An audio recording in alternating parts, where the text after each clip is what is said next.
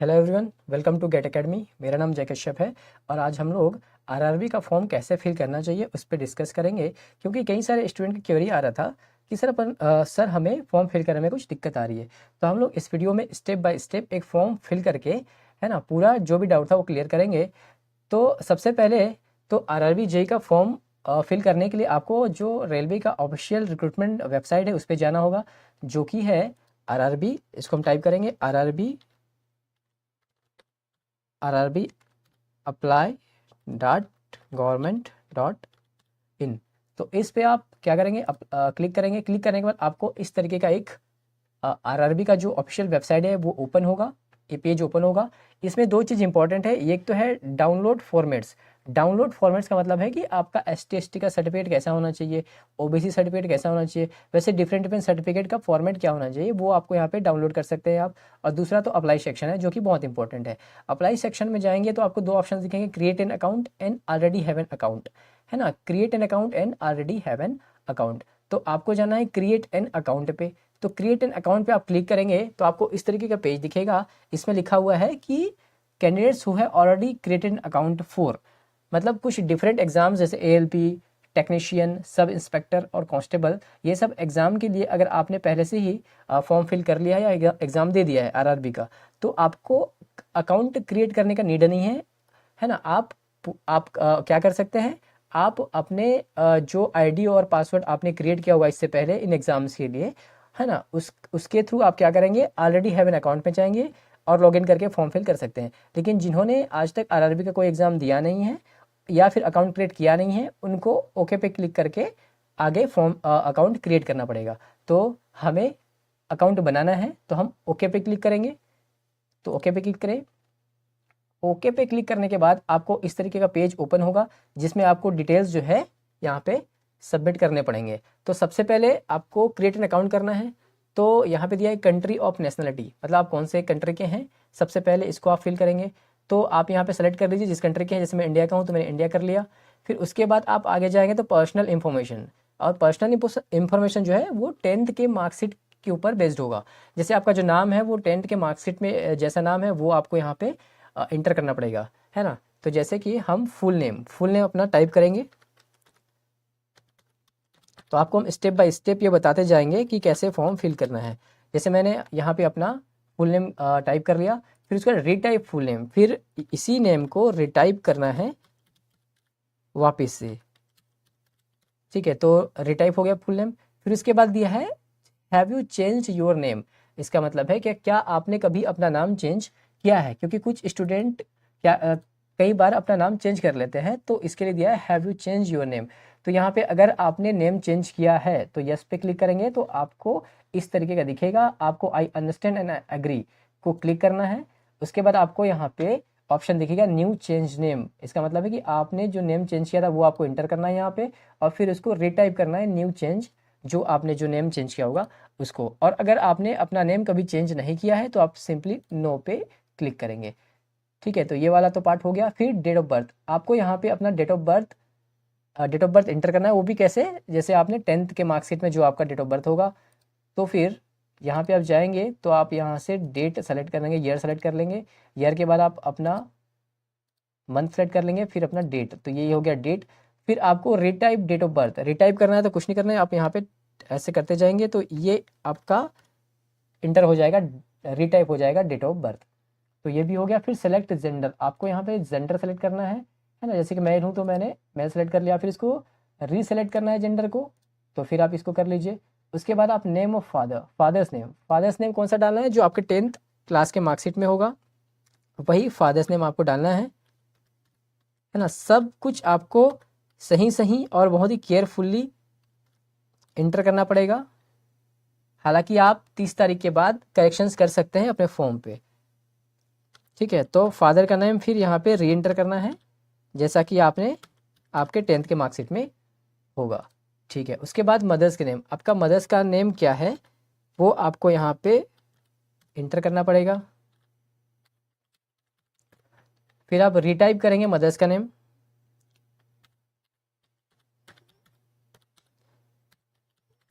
ठीक है, तो फादर्स का नेम, मदर्स नेम दोनों हो गया। फिर आगे आधार वेरिफिकेशन। आधार वेरिफिकेशन का मतलब है आपको यहाँ पे दो चीज़ें दिख रहा होगा, वेरीफाई यूजिंग आधार और I do not have Aadhaar card. इसका मतलब है कि अगर आपके पास आधार कार्ड नहीं है, आधार कार्ड है तो अच्छी बात है, आप वेरीफाई यूजिंग आधार कर सकते हैं सीधा। आपके जो आधार कार्ड का नंबर है यहाँ पे वो इंटर करके फिर वेरीफाई यूजिंग आधार कर सकते हैं। लेकिन अगर आपके पास आधार कार्ड नहीं है तो क्या करना है, तो फिर I do not have Aadhaar card पे क्लिक करेंगे तो आपको इस तरीके का दिखेगा। फिर उसमें भी आपको I do not have Aadhaar card पे क्लिक करना है तो आपको इस तरीके का ऑप्शंस दिखेगा, select a valid proof of ID. इसका मतलब है आपको यहाँ पे कुछ मल्टीपल ऑप्शंस दिखेंगे, जैसे driving licence, passport, pin card, voter ID, employee ID, government, school, college, university, if still studying. ये सब जो है आपको यहाँ पे ऑप्शंस दे रहा है कि अगर आपके पास आधार कार्ड नहीं है तो इनमें से कोई चीज़ आपके पास है तो उसको आप यहाँ पे सेलेक्ट कर सकते हैं। सेलेक्ट करने के बाद आपको डॉक्यूमेंट का नंबर भी यहाँ पे लिखना पड़ेगा और उसके बाद इशूइंग अथॉरिटी, मतलब किस अथॉरिटी ने आपको ये जो आईडी कार्ड है वो इशू किया है। फिर प्लेस ऑफ इशू, मतलब कहाँ पे ये इशू हुआ है, और डेट ऑफ इशूइंग, मतलब कि कब ये जो कौन से डेट पे आपका जो आईडी कार्ड है वो इशू हुआ है, वो आपको यहाँ पे फिल करना पड़ेगा।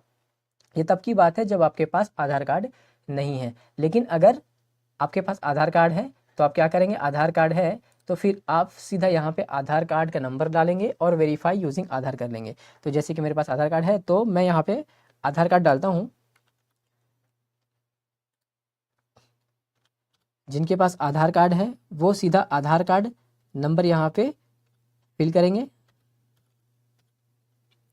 और जिनके पास नहीं है वो I do not have Aadhaar card पे क्लिक करके फिर वो अपना वहाँ से आईडी कार्ड सेलेक्ट कर लेंगे।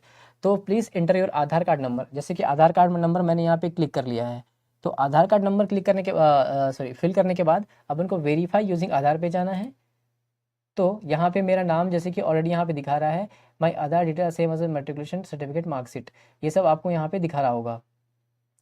नाम, date of birth, gender, details as per Aadhaar, enter full name as per आधार।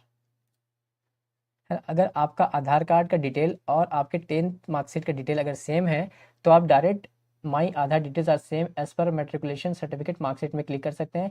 तो यहाँ पे डिटेल्स एज पर आधार में ऑलरेडी वो यहाँ पे ले लेगा। अगर आपका डिटेल्स सेम नहीं है तो आप इस क्लिक नहीं करिएगा और यहाँ पे आप अपना जो भी नाम है आधार पे वो लिख सकते हैं, डेट ऑफ बर्थ क्या है और देखना है। जैसे कि मेरा अगर जैसे कि मैच हो नहीं रहा है तो मैं यहाँ पे अपना नाम लिखूँगा, फुल नेम जो मेरे आधार कार्ड में है वो मैं लिखूँगा। फिर डेट ऑफ बर्थ जो मेरे आधार कार्ड में दिया हुआ है,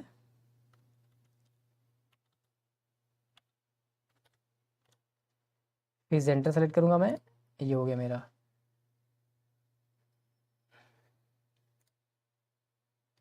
ठीक है, तो मेरा आधार वेरिफिकेशन हो चुका है, यूर आधार वेरीफाइड सक्सेसफुली। तो मेरा आधार वेरिफिकेशन हो चुका है। फिर मुझे यहाँ पे कॉन्टैक्ट डिटेल्स देने हैं, जैसे कि मेरा ईमेल एड्रेस और मेरा मोबाइल एड्रेस, इसको भी मुझे जनरेट करना पड़ेगा ओटीपी से और सबमिट करना पड़ेगा। तो मैं ईमेल एड्रेस यहाँ पे अपना सबमिट करता हूँ। तो जैसे जैसे मैं कर रहा हूँ वैसे ही आपको भी अपना यहाँ पे ईमेल एड्रेस डालना है। ध्यान रहे कि ये उसके बाद generate email OTP, generate email OTP पे आप जैसे ही क्लिक करेंगे आपके ईमेल पे आपका जो भी ईमेल होगा उस पे आएगा।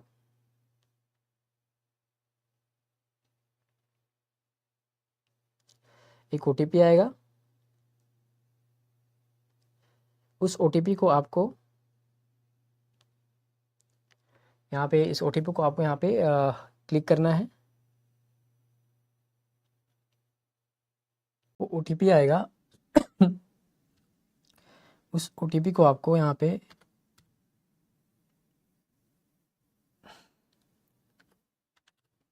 क्लिक करना है कि मेरा ईमेल एड्रेस था उसमें ओटीपी आया तो उस ओटीपी को मैंने यहाँ पे सबमिट कर दिया। फिर इसके बाद मोबाइल नंबर, मेरा जो मोबाइल नंबर है वो उसको आपको डालना है, आपका जो भी मोबाइल नंबर रहेगा, और इस बात का केयर करना कि मोबाइल नंबर आगे फ्यूचर में भी एक्टिव रहे। फिर आपको जनरेट मोबाइल ओटीपी पे क्लिक करना है तो आपके मोबाइल पे एक ओटीपी आएगा आरआरबी के ओर से है। हो सकता है कि ओटीपी थोड़ा लेट भी आ जाए क्योंकि अभी आरआरबी का जो वेबसाइट है उसमें ज़्यादा लोग फॉर्म भर रहे हैं। तो जैसे ही आपको ओटीपी आता है आपको यहाँ पे उस ओटीपी को सबमिट करना है। जैसे कि मेरा आ गया है तो मैं यहाँ पे उस चीज़ को यहाँ पे सबमिट कर देता हूँ। तो आपका हो गया। यहाँ पे आपका मोबाइल OTP भी आ गया है मेरा, ईमेल OTP भी आ गया है मेरा। तो इसके बाद जो नेक्स्ट स्टेप है वो है क्रिएट योर पासवर्ड। मतलब आपका पासवर्ड आपको क्रिएट करना है और वो पासवर्ड आपको हमेशा याद रखना है, क्योंकि आगे फ्यूचर में आपको RRB के वेबसाइट में लॉगिन करने के लिए वो जो पासवर्ड है आपको यूज़ होने वाला है ना। लॉगिन करने के लिए आपका मोबाइल नंबर या ईमेल एड्रेस और पासवर्ड।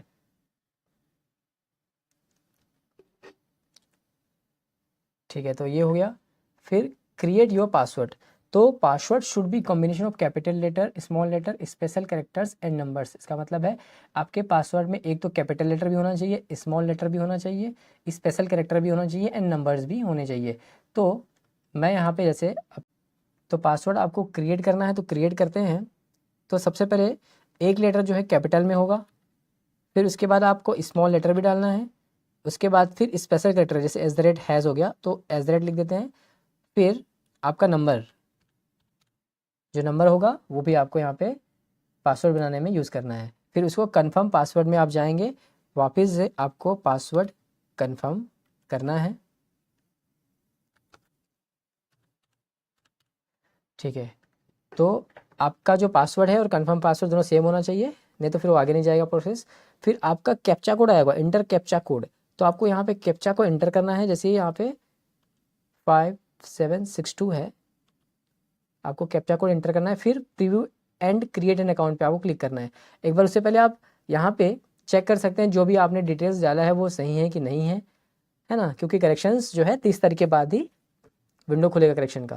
तो उससे पहले आप अगर चेक कर लीजिए कौन नेशनलिटी, आपका नेम, आपके फादर्स का name, date of birth, gender, mother's का नेम, है ना, आधार वेरिफिकेशन का सब ओके है, सब कंफर्म है। तो preview and create an account पे आपको क्लिक करना है।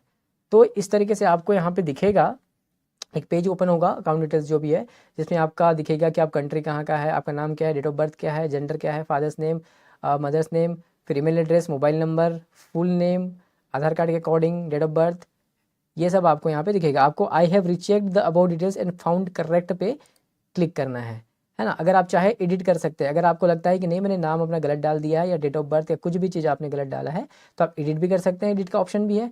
अगर आपको लगता है कि सब कुछ सही है तो आप क्रिएट एन अकाउंट पे क्लिक कर देंगे।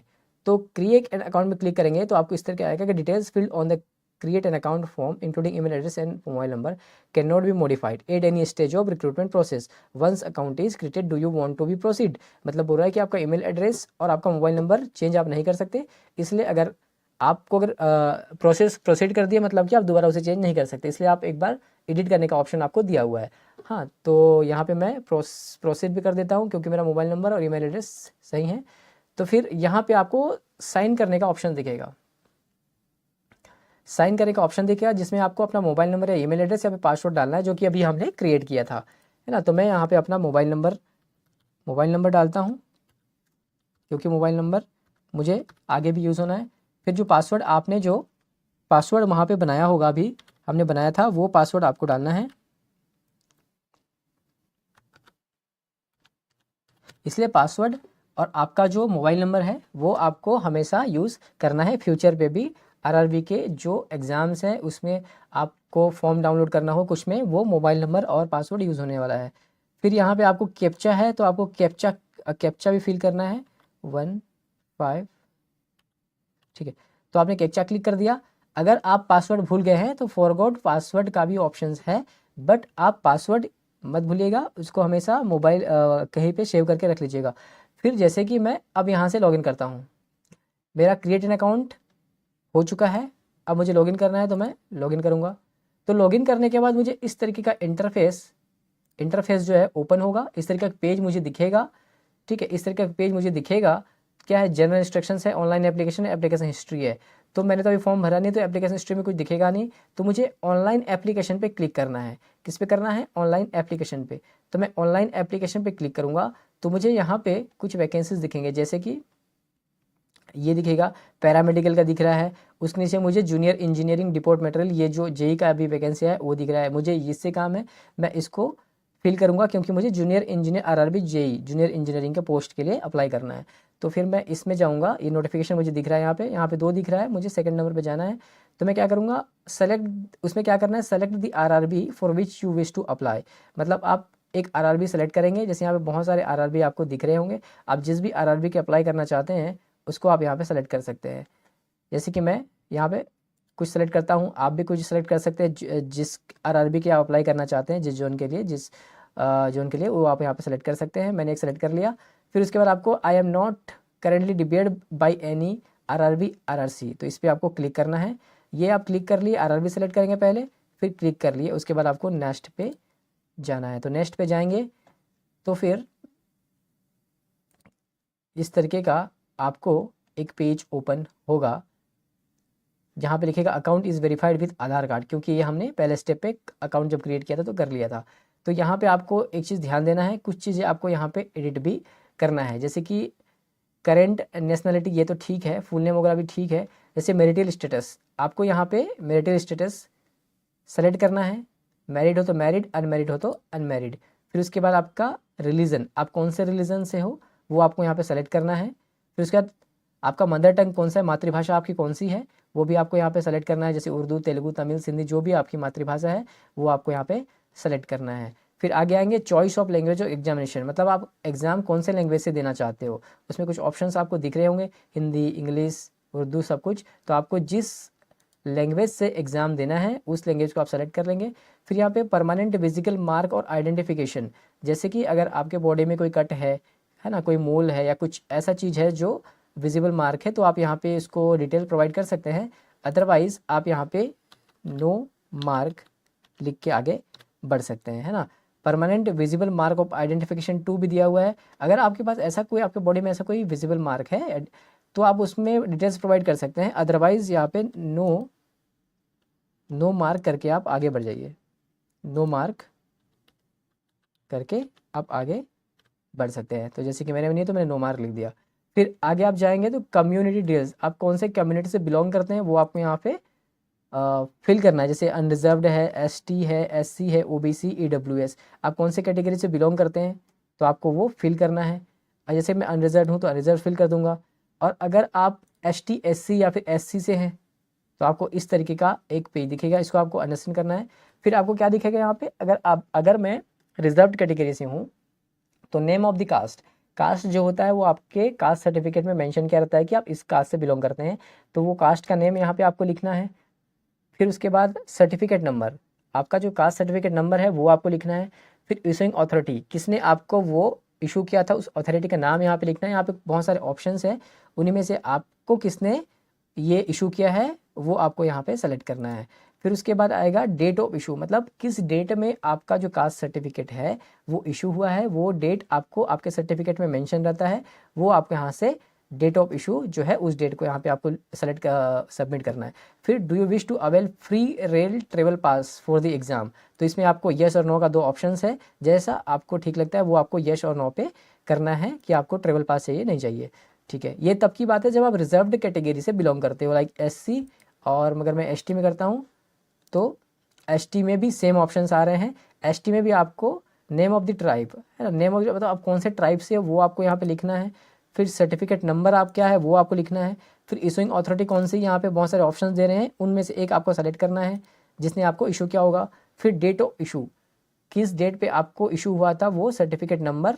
और अगर आप रेलवे ट्रेवल पास चाहते हैं तो वो फिर इसमें आपको सेलेक्ट येस और नो करना है। ठीक है, तो ये तो हो गया हम लोग अनरिजर्व्ड। ओबीसी करते हैं, अगर आप ओबीसी करते हैं तो ओबीसी अदर बैकवर्ड क्लास करते हैं तो do you came under OBC creamy layer में हो तो यस, नहीं हो तो नो करना है आपको। ठीक है, तो अगर आप इससे हो गया ईडब्ल्यूएस से हैं तो फिर ईडब्ल्यूएस का भी यहाँ पे आपको ऐसे ऑप्शन देगा, सर्टिफिकेट नंबर, ईडब्ल्यूएस मतलब इकोनॉमिकल वीकर सेक्शन, आपको सर्टिफिकेट नंबर जो है वो आप लिखना है।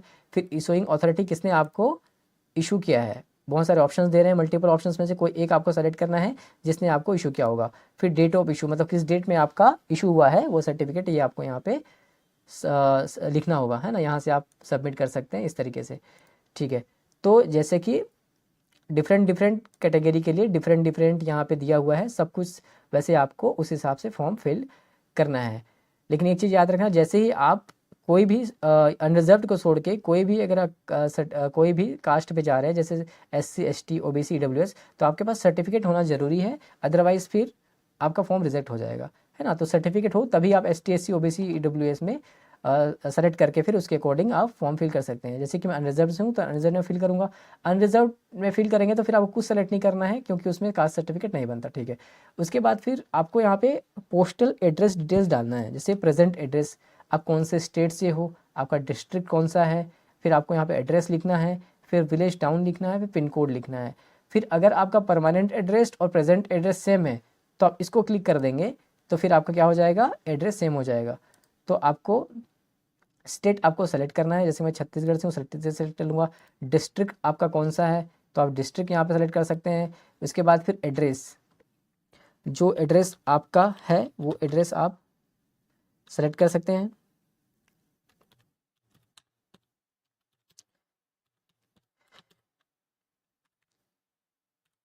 जो एड्रेस जहाँ पे आप रहते हैं वो एड्रेस आपको यहाँ पे डालना है।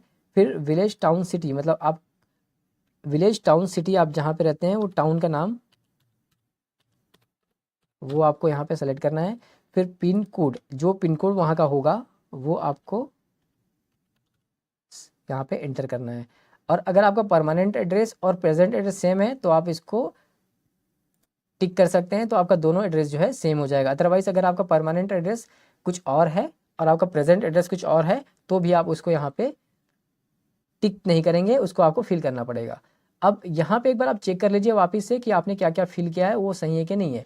ये सब तो आपने पहले ही ये कर लिया था, marital status, religion, mother tongue, choice of language of examination, और ये परमानेंट विजिकल मार्क, फिर आपका कम्युनिटी कौन सा है, आप कौन से कैटेगरी से है वो, और फिर एड्रेस। इतना करने के बाद आपको क्या करना है, सेव कर देना है। सेव करेंगे, सेव करने के बाद फिर आपको नेक्स्ट में जाना है।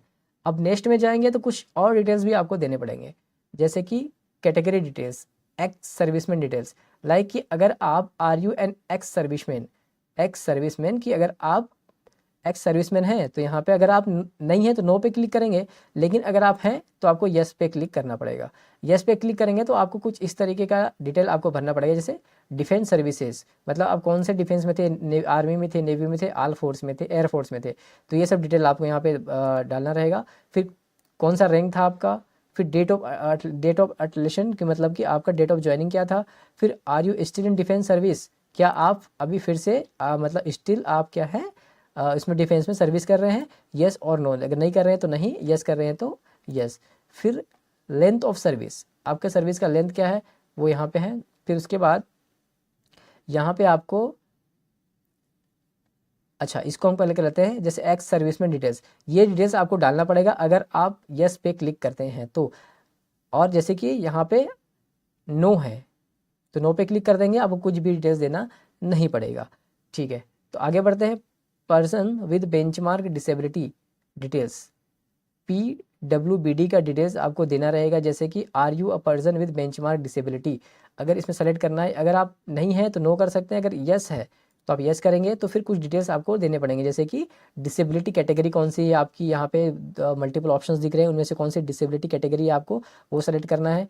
फिर सब डिसेबिलिटी कैटेगरी, कौन सा आपको सब डिसेबिलिटी कैटेगरी है वो आपको सेलेक्ट करना है। फिर परसेंटेज ऑफ डिसेबिलिटी आपको यहाँ पे लिखना पड़ेगा। फिर नेचर ऑफ डिसेबिलिटी परमानेंट है टेम्प्ररी है वो आपको यहाँ पे लिखना पड़ेगा। फिर PWBD सर्टिफिकेट नंबर, जो सर्टिफिकेट आपको बना होगा उस सर्टिफिकेट डिटेल उस सर्टिफिकेट नंबर आपको यहाँ पे इंटर करना है। फिर PWBD सर्टिफिकेट इशू डेट, मतलब कौन से डेट पे आपको ये जो सर्टिफिकेट इशू हुआ था वो आपको यहाँ पे इंटर करना पड़ेगा, ठीक है। ये तब की बात है जब आप are you a person with benchmark disability में यस करेंगे, अगर आप ऐसे कुछ डिसेबिलिटी है आपको तो यस करके आप फिर ये सारे डिटेल्स आपको फिल करने पड़ेंगे। अगर आप नहीं हैं तो नो पे डायरेक्ट क्लिक कर दीजिए, फिर आपको कुछ डिटेल्स यहाँ पे भरना नहीं पड़ेगा। फिर आगे आता है economically backward class, EBC details, are you an EBC certificate holder, अगर आप EBC सर्टिफिकेट होल्डर हैं तो यस पे क्लिक करेंगे। यस पे क्लिक करेंगे, अब ये क्या होता है, EBC होल्डर क्या होता है, मतलब कि economically backward class candidates are those whose annually family income is less than ₹50,000 और होल्डर्स ऑफ BPL कार्ड, मतलब जिनका एनुअली इनकम 50,000 से कम है और जिनके पास BPL कार्ड है इशूड बाई सेंट्रल गवर्नमेंट। ठीक है, तो वो क्या करेंगे, इस EWC सर्टिफिकेट होल्डर वाले इसको I understand and I agree पे क्लिक करेंगे। उसके बाद आपको कुछ ऑप्शन दिखेंगे, do you wish to avail free concession, इस पे यस और नो आपके ऑप्शंस हैं। फिर उसके बाद डिटेल्स ऑफ सर्विंग रेलवे, अच्छा ये आगे का है, ये कब है, EWC सर्टिफिकेट होल्डर के लिए है। अगर आप नो हैं, मतलब इकोनॉमिकली बैकवर्ड क्लास में नहीं आते हैं, तो आप नो पे क्लिक करेंगे, फिर कुछ डिटेल्स भरना नहीं पड़ेगा। फिर आगे जाएंगे तो details of serving railway applicant, are you an employee of Indian railway, मतलब कि अगर आप अभी रेलवे के एम्प्लॉय हैं और नहीं है, अगर हैं यस है तो यस पे क्लिक करेंगे, तो आपको डिटेल्स देना पड़ेगा। जैसे have you applied for NOC from the controlling officer, मतलब क्या आपने NOC के लिए अप्लाई कर दिया है, यस और नो जो भी है आप क्लिक करेंगे। फिर सेलेक्ट कैटेगरी, आप कौन से कैटेगरी से जॉब करते हैं, ग्रुप C, ग्रुप D, या फिर जो भी ऑप्शंस दिया हुआ है उसमें से उसको सेलेक्ट करना पड़ेगा। फिर प्लेस ऑफ वर्किंग, आप कहाँ पे वर्क करते हैं, कौन से प्लेस पे वर्किंग करते हैं। फिर जोन PU यूनिट, मतलब कौन से जोन पे आप यहाँ पे वर्क करते हैं, बहुत सारे ऑप्शंस हैं आपके, इसको आपको सेलेक्ट करना पड़ेगा, ठीक है। और अगर आप इंडियन रेलवे पे भी वर्क नहीं कर रहे हैं, सर्विस नहीं कर रहे हैं, तो डायरेक्टली नो पे क्लिक कर दीजिए, कुछ भी डिटेल आपको फिल करना नहीं पड़ेगा। फिर current employment details excluding railway employees, ठीक है। Name of the current department organisation, मतलब अगर आपके पास किसी ऑर्गेनाइजेशन डिपार्टमेंट से आप जुड़े हुए हैं, तो उनमें से आप central government, state government, PSU, ये सब आप ऑप्शंस आपको दिख रहा है। अगर आप सेंट्रल गवर्नमेंट, स्टेट गवर्नमेंट या फिर PSU में काम करते हैं तो आप इसको क्लिक कर सकते हैं, अदरवाइज नॉट एप्लीकेबल में क्लिक कर देंगे अगर किन्हीं में से वर्क नहीं करते हैं तो, ठीक है। उसके बाद नेक्स्ट स्टेप होगा bank details for refund of fee, ठीक है। तो यहाँ पे क्या आपको bank account number, IFSC code देना रहेगा, क्योंकि RRB का CBT1 एग्जाम होने के बाद जो फीस आपसे लिया गया है उसमें से कुछ वापस हो जाता है। जैसे जनरल कैटेगरी का 500 है तो उसमें से 400 वापस हो जाएगा, और रिजर्व्ड कैटेगरी का 250 है तो उसमें से 250 रुपीज़ जो है वापस हो जाता है। उसके लिए आपको bank account number, IFSC code आपको यहाँ पे देना रहता है। तो जैसे कि name of account holder, name of account holder में मैं अपना नाम लिखूंगा, जो भी नाम रहेगा आपका अकाउंट नंबर का वो आपको लिखना रहेगा, वो आप यहाँ पे सबमिट करेंगे। फिर उसके बाद अकाउंट नंबर का, अकाउंट नंबर कि आपने सही अकाउंट नंबर यहाँ पे डाला है कि नहीं डाला है। तो आप अकाउंट नंबर जब भी डालेंगे तो बहुत ही केयरफुल्ली अकाउंट नंबर डालिएगा, क्योंकि इसी अकाउंट पे आपका जो रिफंड है आने वाला है, ठीक है। तो उसके बाद फिर क्या करना है, आपको IFSC कोड डालना है कि आपका IFSC कोड क्या है।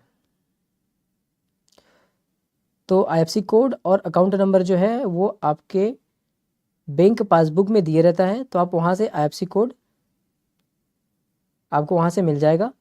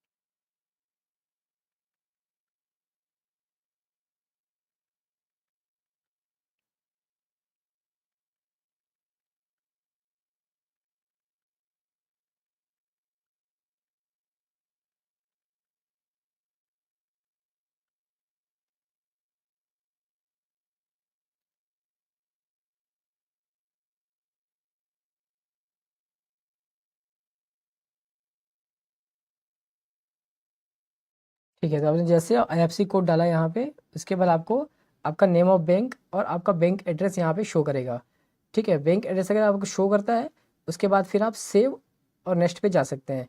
तो क्या करना है, उस पर नेम ऑफ अकाउंट होल्डर, मतलब जिसका भी बैंक अकाउंट नंबर है वो आपको लिखना है, फिर अकाउंट नंबर डालना है, फिर कन्फर्म अकाउंट नंबर डालना है, फिर IFSC कोड डालना है। IFSC कोड डालने के बाद आपको कन्फर्म पे क्लिक करना है। कन्फर्म पे क्लिक करेंगे, उसके आगे फिर आपको सेव के क्लिक करना है, अदर डिटेल्स सेव्ड सक्सेसफुल्ली। फिर उसके बाद आगे अगर जैसे ये सेव हो जाता है, उसके बाद नेक्स्ट पे क्लिक करना है, नेक्स्ट पे जाना है। अब यहाँ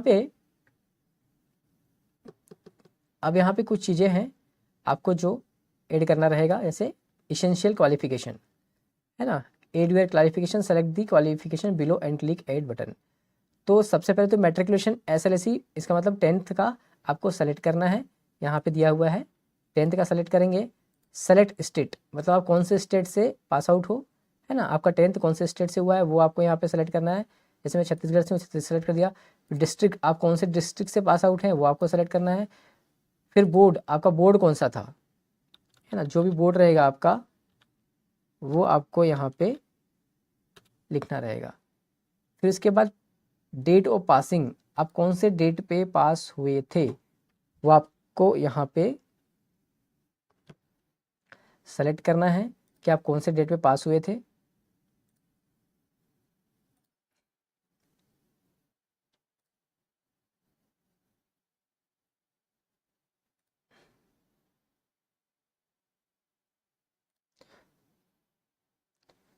रोल नंबर, आपका रोल नंबर जो है वो आपको यहाँ पे लिखना है। इतना करने के बाद आपको, ये सब करने के बाद 10th का जो था, 10th का आप यहाँ पे फिल करें अपना डेटा। फिर आपको यहाँ पे ऐड पे क्लिक करना है ताकि आप आगे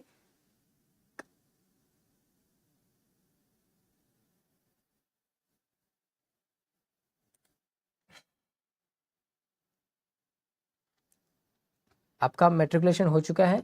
तो फिर अब आगे का डेट यहाँ पे add your qualification, select the qualification below and click button. जैसे आपने इसका तो हो गया, आपका मैट्रिकुलेशन का हो गया है ना, तो आप यहाँ से एडिट भी कर सकते हैं, आप चाहे तो यहाँ से एडिट भी कर सकते हैं। तो हमने कर लिया है, तो अपन को क्या करना है, अपडेट हो चुका है हमारा, हमको बस ऐड पे क्लिक करना है। ऐड पे क्लिक करेंगे तो यहाँ पे हम लोग को दिखेगा, फिर से अपन को क्या ऑप्शंस दिए रहेगा, ऐड करना है 3 years diploma in engineering, bachelor of science and degree in engineering. मतलब आप में से इनमें से कौन सा 10th के बाद का ऑप्शन दे रहा है यहाँ पे। तो 10th के बाद का ऑप्शन में आप जो भी, जैसा भी आपने किया होगा, जैसे आपने डिप्लोमा किया हो या बैचलर ऑफ साइंस किया हो या तो फिर डिग्री इन इंजीनियरिंग किया हो, तो आप इनमें से किसी एक को सेलेक्ट कर सकते हैं। इनमें से किसी एक को सेलेक्ट करने के बाद आपको डिसिप्लिन सेलेक्ट करना है कि आपने कौन से डिसिप्लिन से ये फिर ये जो है डिग्री इन इंजीनियरिंग किया है, मतलब इंजीनियरिंग किया है। तो यहाँ पर मैं सिविल का हूँ तो सिविल से कर लेता हूँ। फिर सब स्ट्रीम अगर आपका है तो आप सब स्ट्रीम यहाँ लिख सकते हैं। स्टेट, कौन से स्टेट से आपने ये जो अपना डिग्री कंप्लीट किया है वो आपको लिखना है। फिर डिस्ट्रिक्ट, कौन से डिस्ट्रिक्ट से आपने अपना ये जो डिग्री है वो कंप्लीट किया वो district. Name of college and university, जो यूनिवर्सिटी है आपका वो आपको यहाँ पे लिखना पड़ेगा, ठीक है। फिर डेट ऑफ पासिंग, मतलब आप कौन से डेट को पास हुए थे ये आपको यहाँ पे लिखना रहेगा। तो डेट ऑफ पासिंग आपके मार्कशीट में दिख जाएगा, जिस डेट पे आप पास हुए हो वो आपके मार्कशीट में दिख जाएगा। उसके लिए आपको मार्कशीट देखना पड़ेगा एक बार कि आप कौन से डेट में पास हुए हो। जिस डेट में पास हुए हो वो आपको यहाँ पे लिखना पड़ेगा, ठीक है। उसके बाद ये आपका हो गया। इसके बाद आपको क्या करना है, इसके बाद आपको इस पर ऐड करना है। ऐड कर देंगे, ऐड करने के बाद इसके बाद आप फिर नेक्स्ट पे क्लिक करेंगे तो आपको इस तरीके का पेज दिखेगा जिसमें आपको फ़ोटो एंड सिग्नेचर पुट करने हैं, मतलब फ़ोटो एंड सिग्नेचर यहाँ पे आपको अपलोड करना रहेगा। फ़ोटो और सिग्नेचर का कुछ यहाँ पे स्पेसिफिकेशंस दिया हुआ है, जैसे कि क्या क्या दिया है, it should be recent colour passport size photograph with white background not older than 6 month, ठीक है। It should be of size 35 mm into 45 mm और 320 इंटू 240 pixels. It should be in JPG format. The size of photograph should be between 30 KB to 70 KB। मतलब इस तरीके से आपको अपने फोटो का साइज है 30 KB से 70 KB के बीच होना चाहिए। फिर सिग्नेचर का भी स्पेसिफिकेशन दिया हुआ है कि उसका भी जो साइज है, size of the file should be between 30 KB तो 70 KB। ये सब आपका और इसका भी ये जो है box size 50 mm into 20 mm दिया हुआ है। तो यहाँ पे फ़ोटो और सिग्नेचर अपलोड करने से पहले आप ये इंस्ट्रक्शन ध्यान से पढ़ लीजिएगा, उसके बाद ही फ़ोटो और सिग्नेचर यहाँ पे अपलोड कर सकते हैं, वरना अदरवाइज़ रिजेक्शन भी हो सकता है। तो जैसे कि यहाँ पे सिग्नेचर इस तरीके से दिया हुआ है 140 पिक्स एंड 60 पिक्स, वैसे यहाँ पे फोटोग्राफ का 320 पिक्स एंड 240 पिक्सल। अगर सैंपल आप देखना चाहें तो सैंपल दिया हुआ है, जैसे इस टाइप के फ़ोटोज़ जो है अगर आप अपलोड करते हैं तो वो कैंसिल होने के चांसेस ज़्यादा है, रिजेक्ट हो जाएंगे। इसलिए ये जो ग्रीन टिक दिया हुआ है ये आपका सही फोटोग्राफ्स है। तो इसी तरीके से आपको फोटोग्राफ्स अपलोड करने हैं।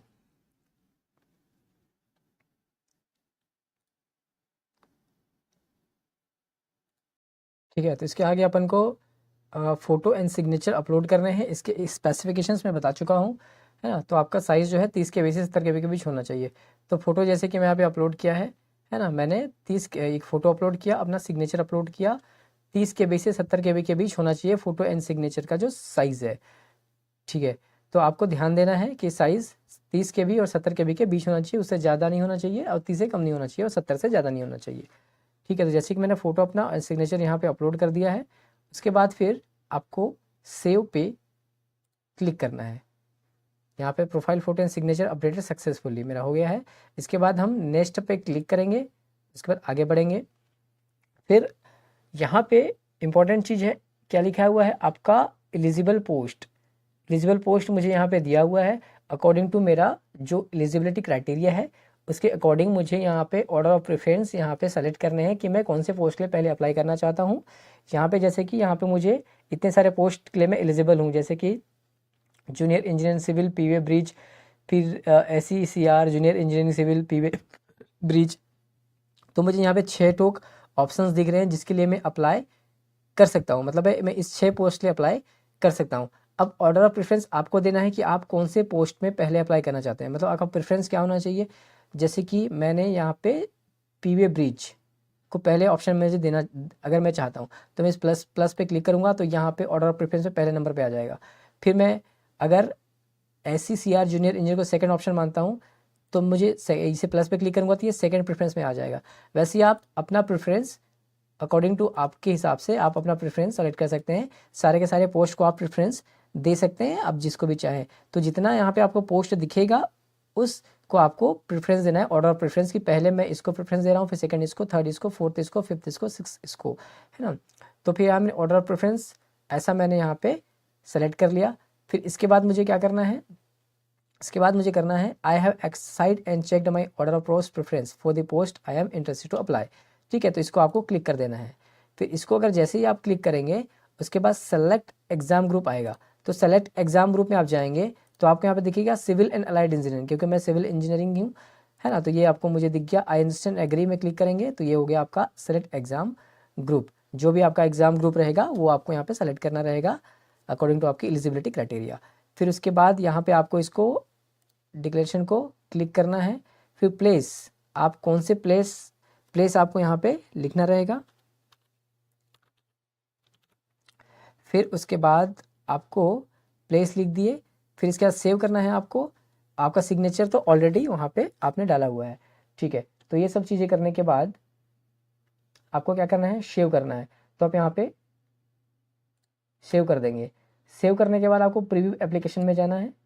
प्रीव्यू एप्लीकेशन पे जाएंगे तो आपका एप्लीकेशन इस तरीके से दिखेगा, जो आपने फिल किया एप्लीकेशन वो वहाँ पे इस तरीके का आपको दिखेगा। जो जो आपने फिल किया हुआ है सब यहाँ पे आपके सामने आ जाएगा कि आपका present address, permanent address, name क्या है, जो भी आपने फिल किया हुआ है आपका डेटा जो है यहाँ पे आपको शो करेगा, ठीक है। जैसे आपका एसेंशियल एजुकेशनल क्वालिफिकेशन क्या है, 10th क्या है, उसके बाद आपने उसके बाद 10th के बाद आपका जो डिग्री है वो क्या कौन सी है, ये सब आपको यहाँ पे दिख जाएगा। फिर उसके बाद आप कौन से कैटेगरी से हैं, जितने भी चीज़ें आपने फिल की है वो आपको सब यहाँ पे दिख जाएगा। अब आपको क्या करना है, I have recheck the above details and found correct. अगर आप चाहें तो जैसे कि आपको लगता है कि नहीं मैंने कुछ डेटा गलत डाला हुआ है, मेरे से कुछ मिस्टेक हुई है, तो यहाँ पे एडिट का ऑप्शन है, आप एडिट पे जाके उस डेटा को चेंज कर सकते हैं। जैसे आपने अपना एजुकेशन क्वालिफिकेशन कुछ गलत डाल दिया, कुछ भी चीज़ आपसे मिस्टेक हुई हो आप एडिट कर सकते हैं, ठीक है। और अगर आपको लगता है कि नहीं मेरा डिटेल्स सही है तो आप इस पर क्लिक करेंगे, I have rechecked the about details and found correct, और उसके बाद सबमिट कर देंगे। सबमिट करेंगे तो फिर इस तरीके का कुछ ऑप्शन आएगा, applicant will not be able to make any corrections in the online application after submission. इसका मतलब है कि अगर आप ऑनलाइन एप्लीकेशन सबमिट करते हैं तो आप करेक्शन नहीं कर पाएंगे, लेकिन जब करेक्शन का विंडो ओपन होगा 30 अगस्त से 8 सितंबर तक, तो फिर उस डेट पे आप करेक्शंस आप कर सकते हैं, ठीक है। तो फिर यहाँ पे या उसको मैं कर देता हूँ सबमिट, ये हो गया सबमिट। अब उसके बाद यहाँ पे मुझे पेमेंट का ऑप्शन दिख रहा है। अब मुझे यहाँ पे पेमेंट का ऑप्शन दिख रहा है, तो पेमेंट डिटेल्स जो कि मुझे डालना रहेगा, आपके कैटेगरी वाइज पेमेंट रहेगा। जनरल कैटेगरी का 500 है तो मुझे 500 पे करना पड़ेगा। अब यहाँ पे आपका जो पेमेंट डिटेल्स है वो इस तरीके से आप कर सकते हैं। 2 ऑप्शन दिया है, पे विद SBI ई पे या फिर पे विद CSC वॉलेट, आप दो ऑप्शन में से कोई भी चूज़ कर सकते हैं। जैसे कि मैंने यहाँ पे विद SBI ई पे सेलेक्ट कर लिया, ठीक है। फिर इसके बाद आपको I agree with terms and conditions में क्लिक करके प्रोसीड कर देना है।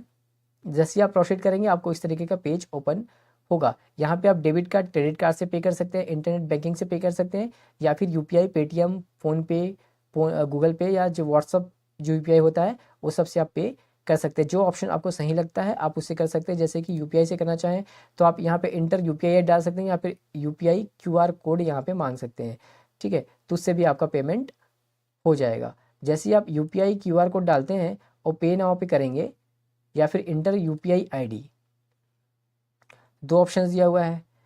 तो मैं इंटर,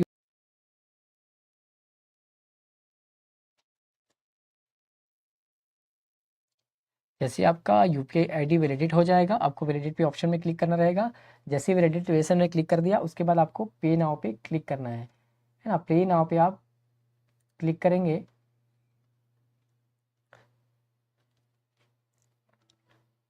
तो आपका जो UPI ID नंबर आपने दिया होगा उस पर एक पेमेंट का ऑप्शन आएगा, आपको वो पे कर देना है।